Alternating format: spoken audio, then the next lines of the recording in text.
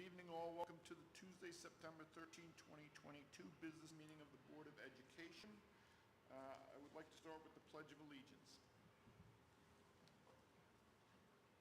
I pledge allegiance to the flag of the United States of America and to the republic for which it stands, one nation, under God, indivisible, with liberty and justice for all. Not really anybody here to tell the emergency exits to, but run for your lives. I need a motion for the approval of order agenda, please. Motion. I need a second. Second. All in favor? Aye. Motion passes. We will start with Marion, our clerk's report. I need a motion actually for the approval of minutes first. Motion. I need a second. Second. All in favor? Aye. Okay. Be it resolved that the Board of Education accepts minutes of the business meeting held on August 23rd, 2020. I need a motion.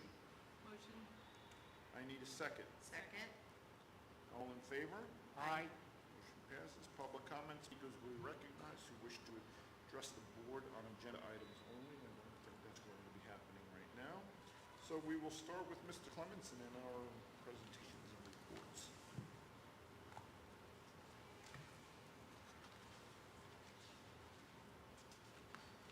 Good evening. Happy New Year. Happy New Year to those watching at home. I will start by saying that at midnight, the executive orders related to COVID-19, a couple of the emergency declarations will expire. The one that impacts us in public schools is the allowance for fully virtual meetings. And so while we have not had a fully virtual meeting in quite some time, you remember back in the COVID days, the olden days, we were all at home having a board meeting, right? And definitely a pivot for us, but effective at midnight, that will no longer be permissible as an opportunity to have an open meeting.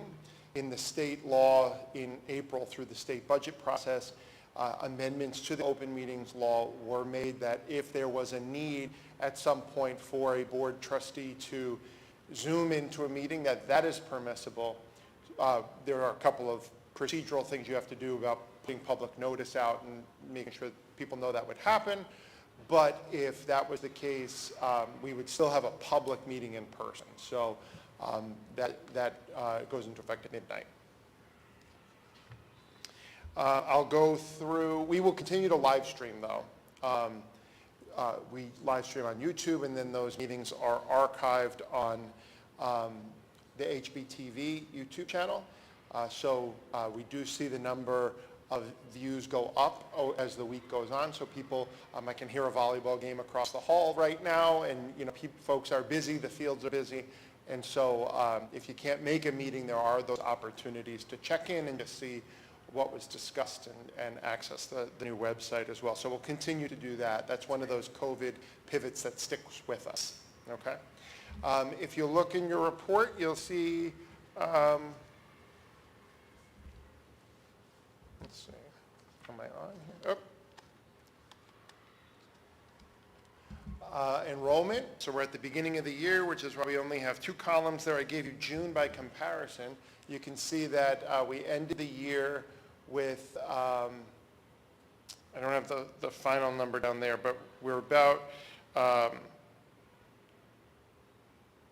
46, and we're 36 students smaller than we were when we ended the year.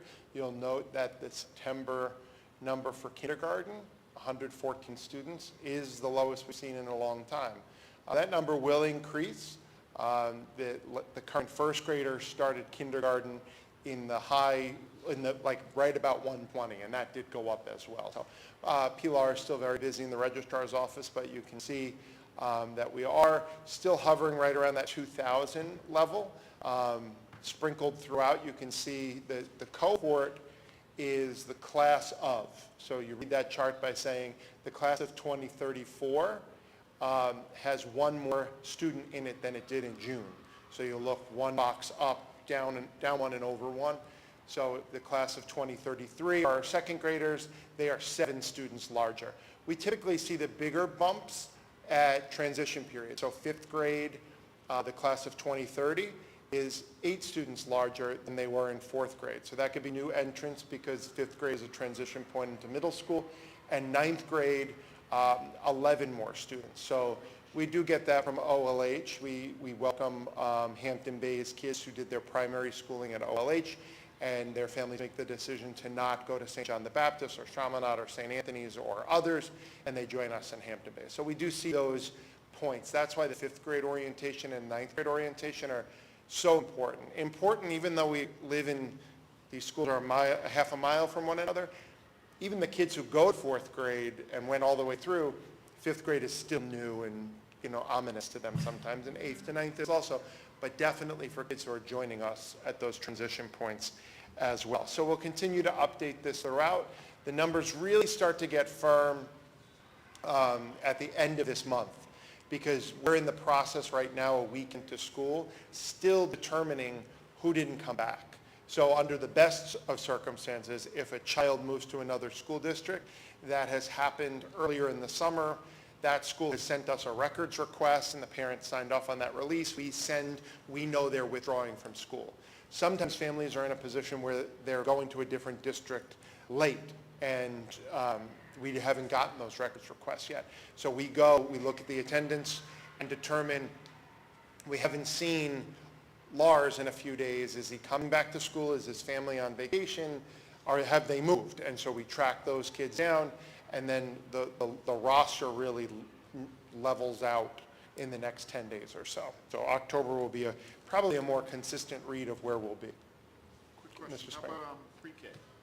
Pre-K is not full at this point. So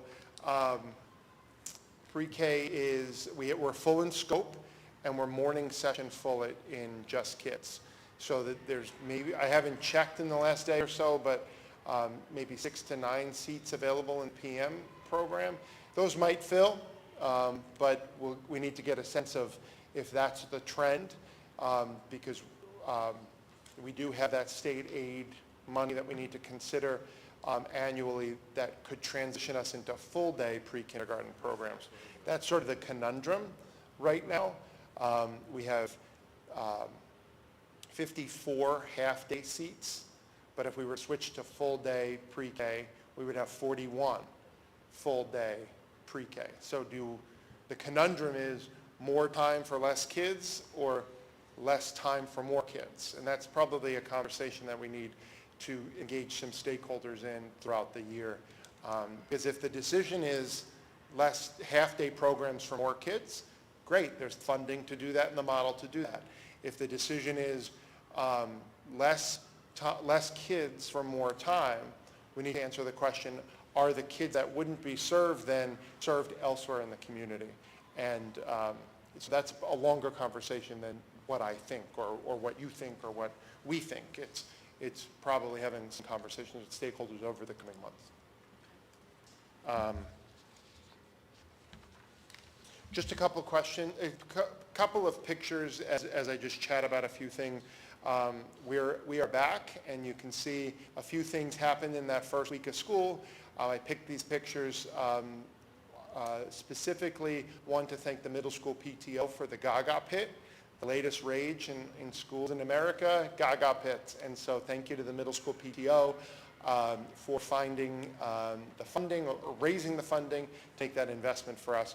Middle school grounds and elementary school grounds, it looks like there's so much space, right? We have this beautiful fields, but depending on the season, every inch of it is taken up. And so the PTO has really worked with us to find a location, and it's tucked right by Florence Road there. We always try to say that. It looks like a lot of space, but when you're lining soccer fields and lacrosse fields in the fall and spring, and then outfields for baseball and recess and PE and space you can't use, it really zaps up pretty quickly. We had our 9/11 remembrance, our 21st remembrance, and we were able to recognize and remember Art Jones from the class of 1982. The 4th grade does a great job there. They really start in 3rd grade, the last week of school.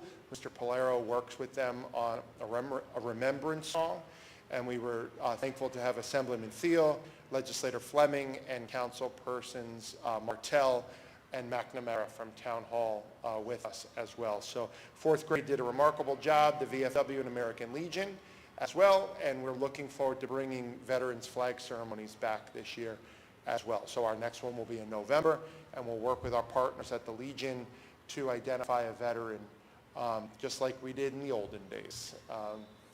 And you'll see the yellow jackets. Our safety drills start right away, fire drills, lockdowns, evacuation drills, the scarier things that we have to engage kids with, but we take that seriously, and it's certainly important. Locker rooms, we will take ownership of locker rooms tomorrow at the high school. Our PE department's been, and coaches have been great in managing the last week without, doing what they need to do elsewhere, but you can see they're beautiful.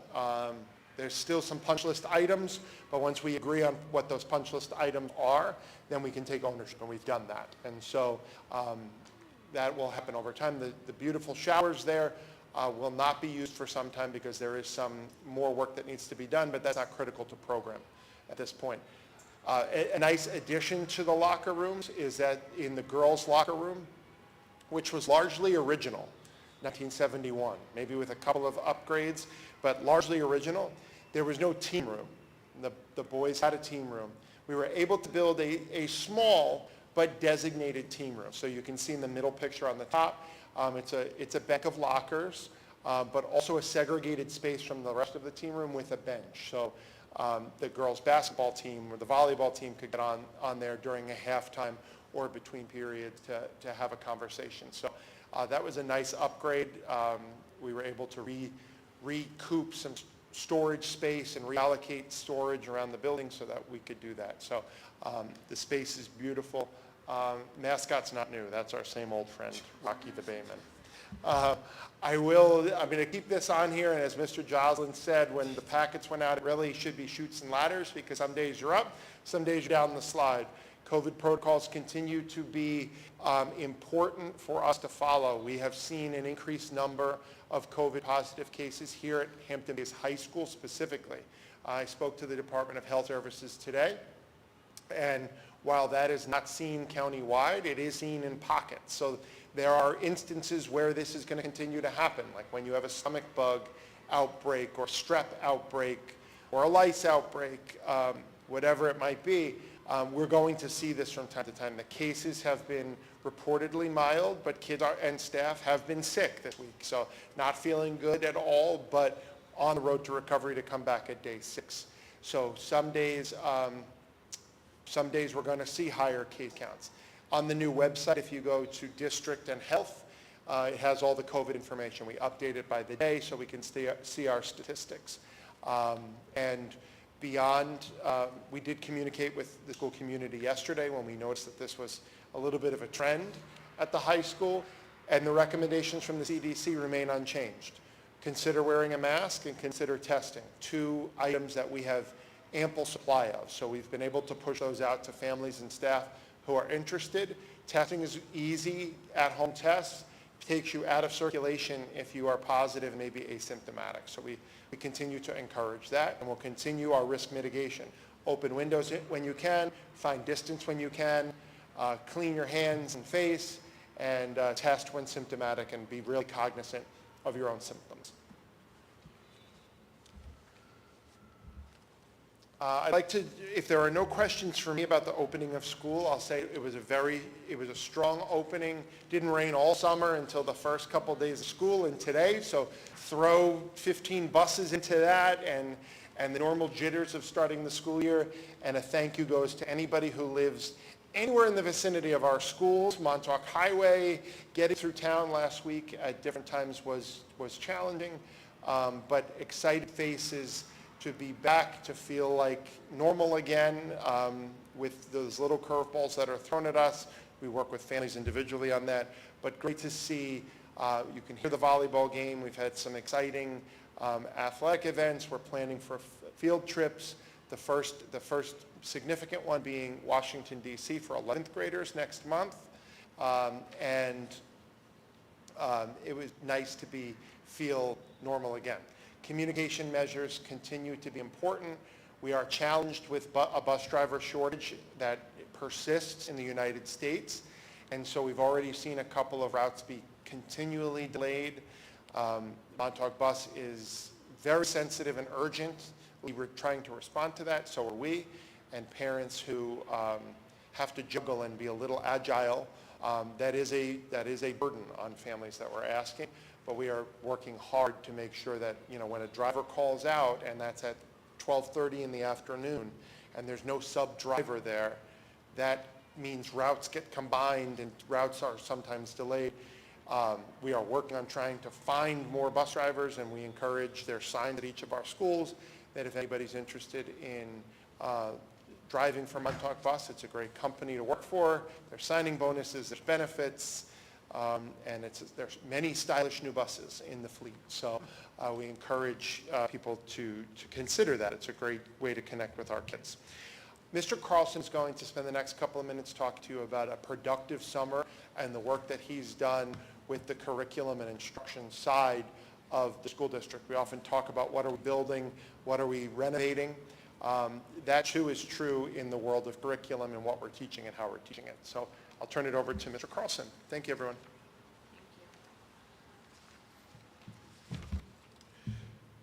Good evening, everyone. Thank you to the Board of Education. Thank you, Mr. Clemenson, for allowing me to speak tonight. We had a very productive summer, as Mr. Clemenson said. I want to thank all the teachers that were involved. We are heading into what we'd like to state as a 5-year goal, which is to map out and create curriculum for all of our courses, K-12, over the next 5 years. This summer we had over 30 curriculum projects. And the reason why we're able to have so many happen at once is for two reasons. One is the application that we decided to begin utilizing universally across the district, and the other one is a revamping and a rethinking of the way that curriculum had been developed in the past. So in the past, traditionally, and not just here, but in many districts, you'll have one specific person be given about 20 to 25 hours of curriculum work, and they'll work throughout the summer. They'll develop, let's say it's 5th grade math. That one person will work in isolation, and then they'll give it to the rest of their team to utilize the following year. And not always is there a feedback loop that's involved. So what we've done is we've sort of separated the phases of curriculum development into 3 phases. One is the scope and sequence. So we believe that there needs to be a foundation and a structure first. What are you teaching? What's the high priorities that we have, or the high priority standards that we believe in, especially after we've talked so much about it heading into the shutdown and heading out of the shutdown, is what do we believe that a child really needs in every one of these courses? How long do we teach it, and in what order? And it's important for us to stop and pause at that point so that the rest of the faculty are utilizing, let's go back to 5th grade math that we used before, is they could now comment and give feedback to that curriculum developer as to say, do they agree that these are the high priority standards specific to that curriculum? Is it enough duration of time? And work with that and live with that for a year before moving on to the bigger structure, which is unit development. So phase 2 is unit planning, where teachers work out essential questions, the vocabulary, the specific outcomes that'll be universal across the course or the grade level. And also, how do we align that to district-approved resources so that everyone's using the same resources? They could be using it in a slightly different way if they have, let's say, students that are in a DSC setting, or possibly L students. But what we're doing first is developing core classes first, core instruction, and then that is being utilized in a way where it's modified for other areas. So rather than everybody having a different take on 5th grade math, everyone has a universal approach. And that's good for students, but it's also good for collaboration. If Lars and I are teaching something totally different within the same course, then we don't have the opportunity to compare notes, collaborate, and come up with new ideas based upon the same courses. So again, each phase comes with another conversation and dialogue among the team. And then finally, the last part is we'll look at all relevant data that has to do with that curriculum, state assessments, regional results, and see, did we choose the right areas to focus on, and do we have to revise this to say, before we say it's completely done? Where in the past, again, like I said, you'd get the 20 or 25 hours, and once the hours were done, this is the product, and it may not have been revisited for quite some time.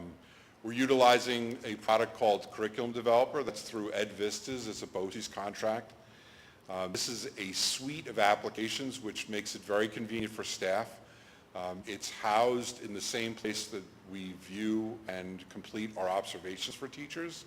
It's also housed in the same place where we utilize a new application called DataMate, which I'll get into in just a moment. The one company supports all three of these items. So rather than curriculum development being on this Google Doc or that Google Sheet or Microsoft Word or here or there, it's one specific place.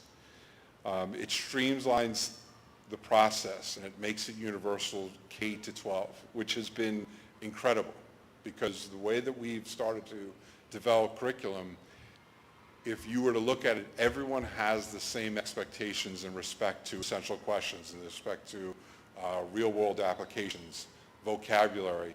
So we actually had in our meetings this summer elementary school folks working with high school folks to talk about the specifics in regard to curriculum development, which if everyone's speaking the same language, again, going back to even just teaching, the collaboration becomes much stronger, the conversations become richer, and we all benefit because we could all look back at it and say, all right, I know what components matter within curriculum development. There's easy access, there's easy editing.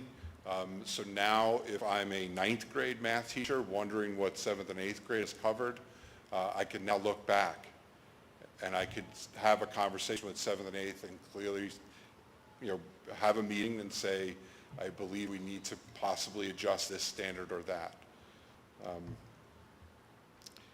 And there's also an easy auditing process. So for myself, there's a horizontal spiral report that I can utilize with teachers so you can see how many times have we hit a specific standard, so that if we are saying that something's a high priority standard, it should be mentioned and reinforced throughout the year.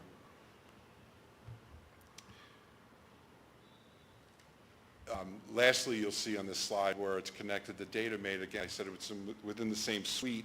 DataMate is an assessment application that we're going to begin to utilize that has the same standards that are accessible that we have for curriculum development are now accessible for teachers to search for questions, whether they be regents or past assessment questions.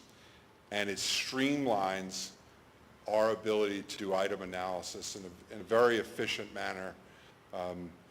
And it presents a testing environment that's similar to state assessments and regents exams for students as well when we utilize it.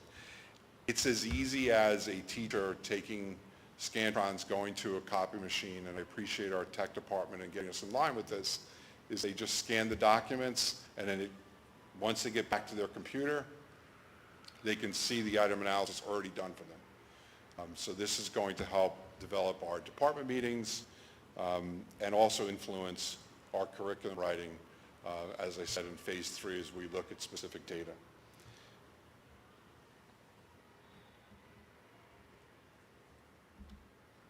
Sorry.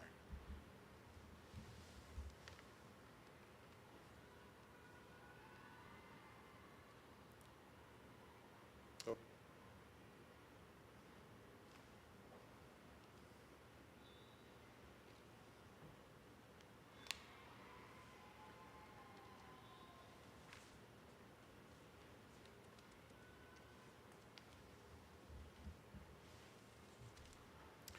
Any questions before I move on to the next slide? Yes.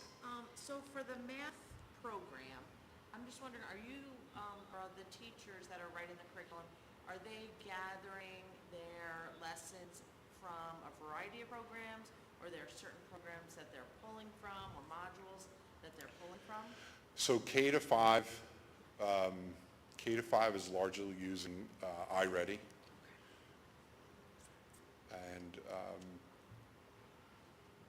And then 6 through the high school, some is teacher-made, but the resource that most are using is eMath. Thank you. You're welcome. Anything else? Any other questions?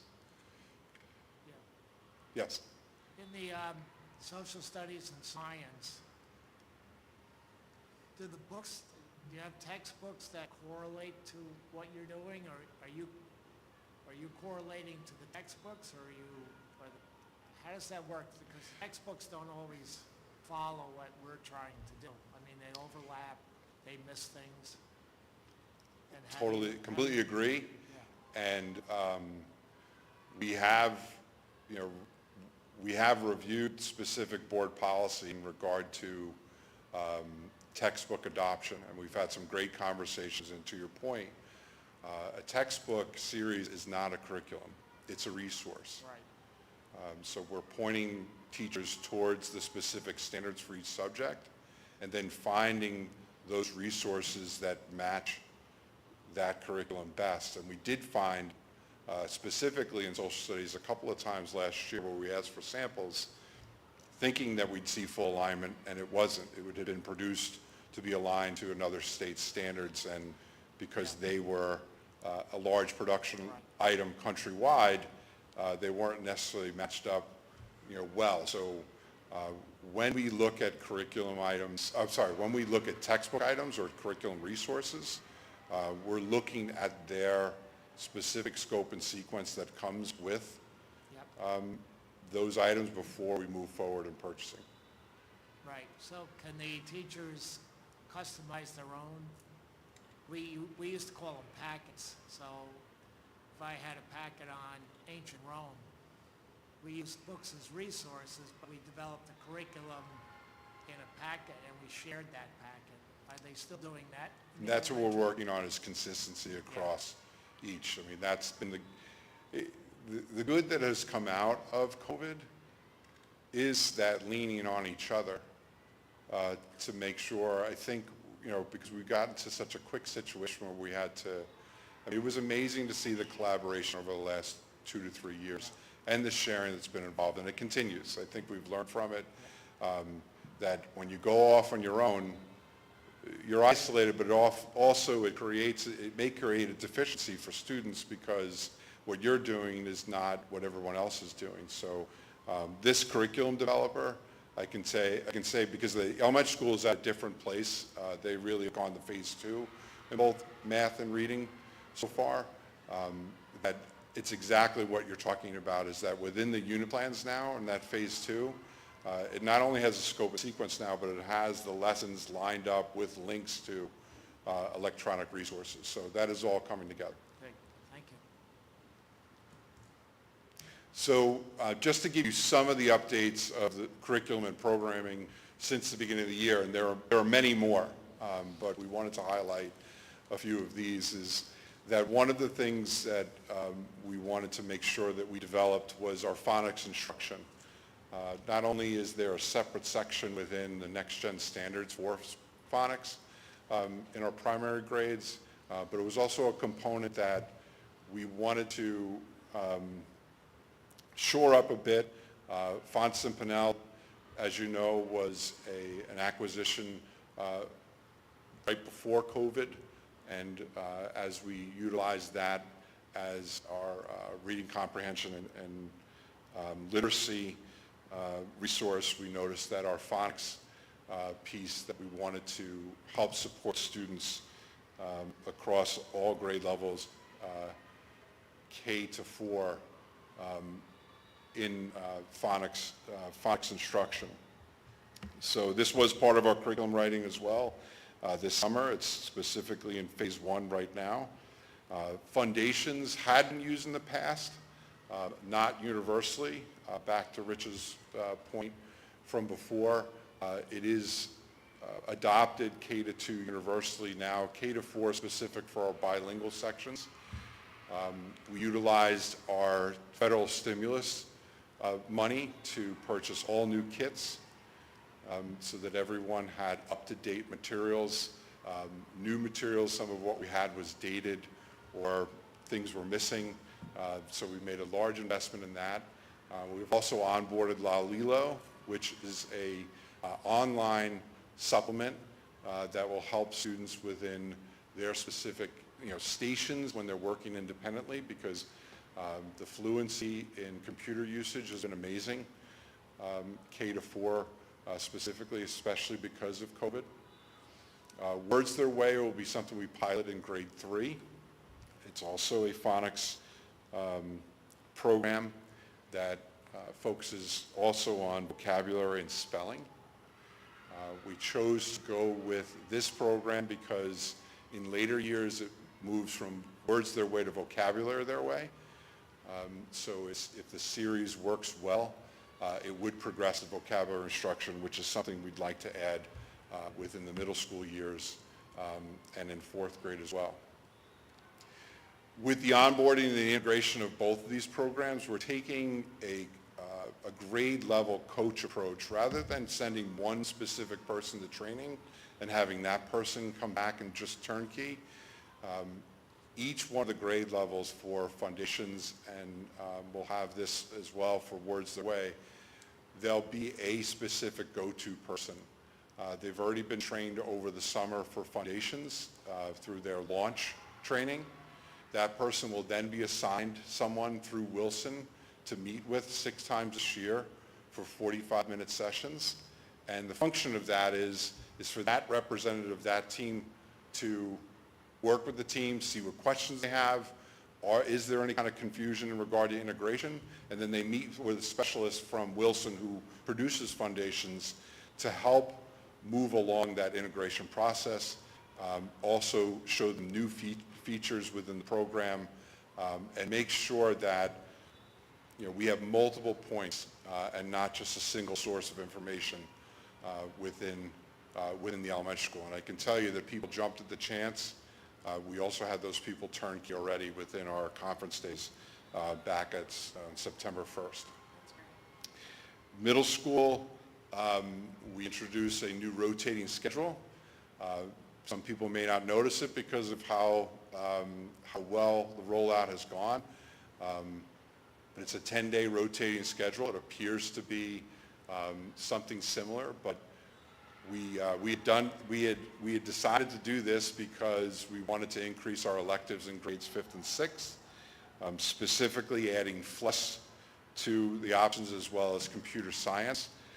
One of the things that you wrestle with an A and a B day schedule, and also quarterly electives, is that if a child gets exposure to Spanish in 5th grade and they only get it in the first quarter every other day and they don't get it ever again, that student then loses all the abilities they may have gained within the first quarter in 5th grade because they don't see it again until 6th grade. So this allows for a child in 5th and 6th to have specials reoccurring all throughout the school year, and allows those electives to be connected to specific core content that they're learning throughout the year.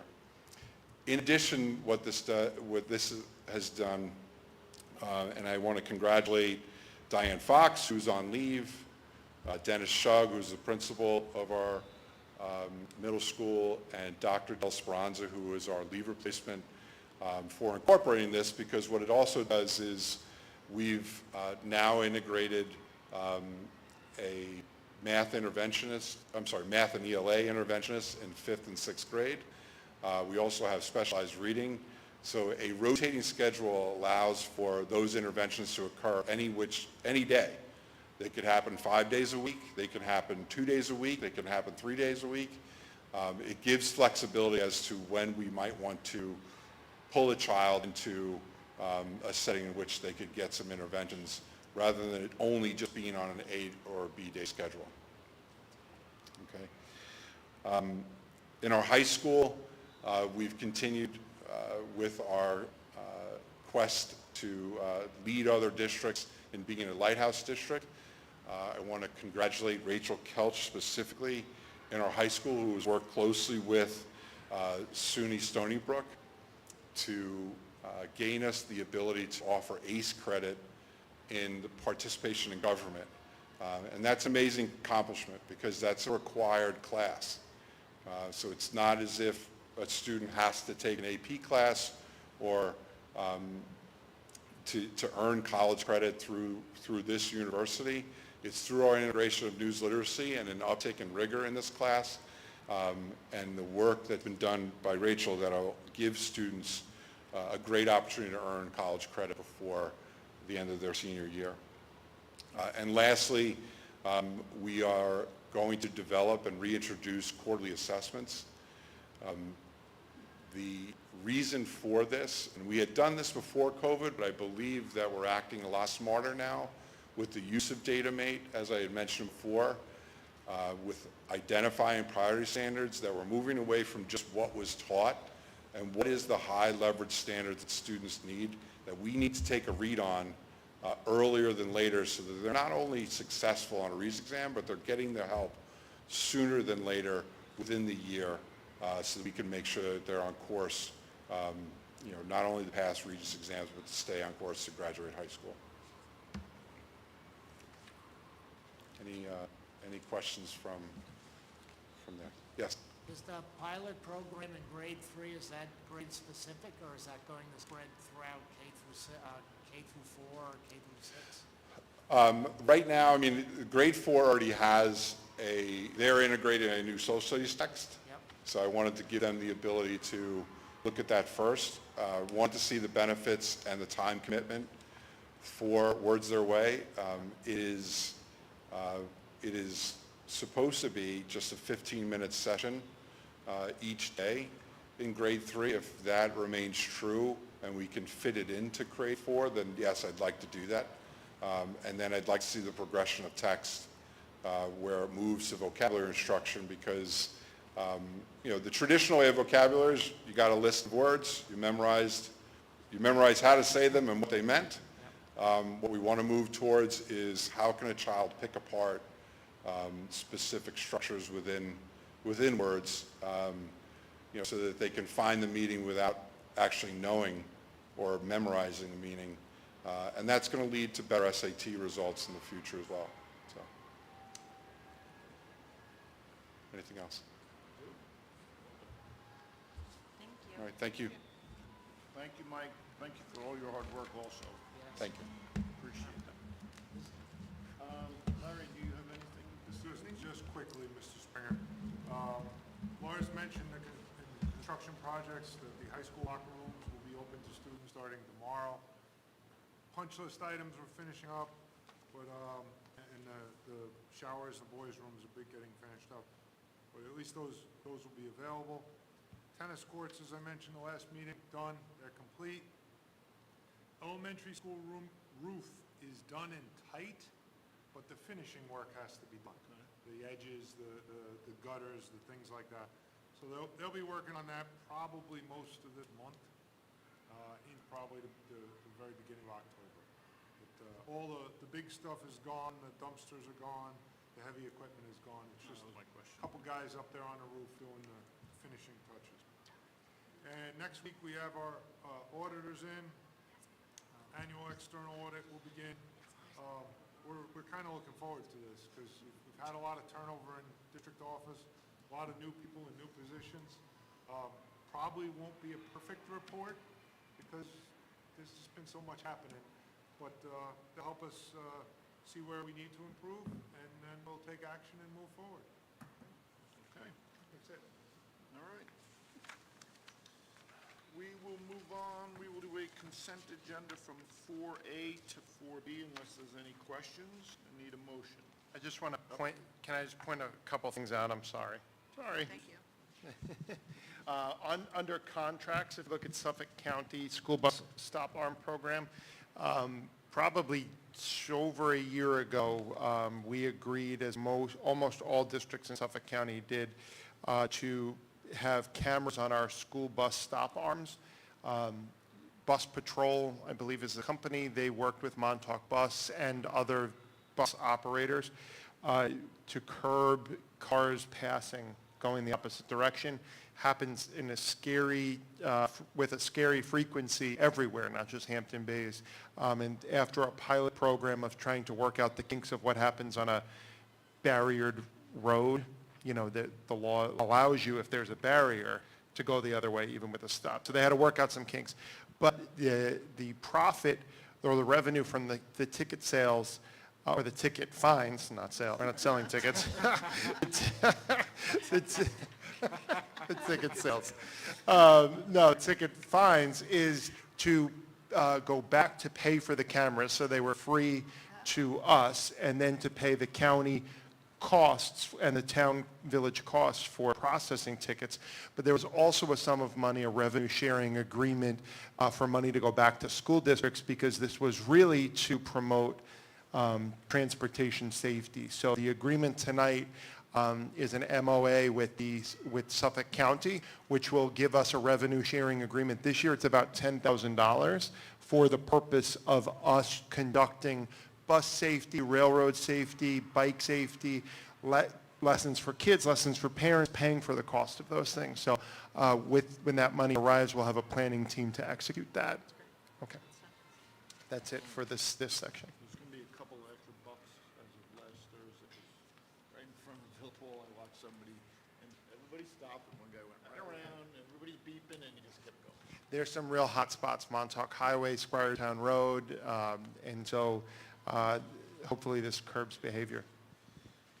Okay, so I need a motion for 4A to 4B. Motion. I need a second. Second. All in favor? Aye. Motion passes. Week 5 is just the CSE. Any questions? No. Okay, I need a motion. Motion? I need a second. Second. All in favor? Aye. Motion passes. We'll do consent agenda from 6A to 6J. Unless there's any questions, I need a motion. Motion? I need a second. Second. All in favor? Aye. Aye, motion passes. Let's see. Okay, number 7. I need a motion. I'll just mention, just a thank you to our partners in the civil service in CSEA. This is a ratification of about 9 months of contract negotiations, provided for a number of changes to terms and conditions, all within budget, and a fair salary adjustments and resolution that keep our positions competitive with the region. So we know that staffing is very difficult. The further we get on the East End, this keeps positions competitive, and it is, again, within our budget. So thanks to the CSEA, Larry, and our negotiating team for working that through over the last 9 months. Thank you. Okay, and then I need a motion. Motion. I need a second. Second. All in favor? Aye. Motion passes. Public comment, excuse me. Persons may address the Board of Education on any matters or concern. Board President will recognize all speakers. Time limits may be imposed based upon agenda needs. I think it's going to be a little no there, so I need a motion. Motion? I need a second.